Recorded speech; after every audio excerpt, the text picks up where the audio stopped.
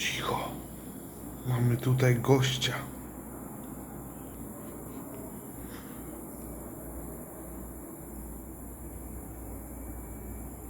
A kto tutaj jest? Panie salamanderku?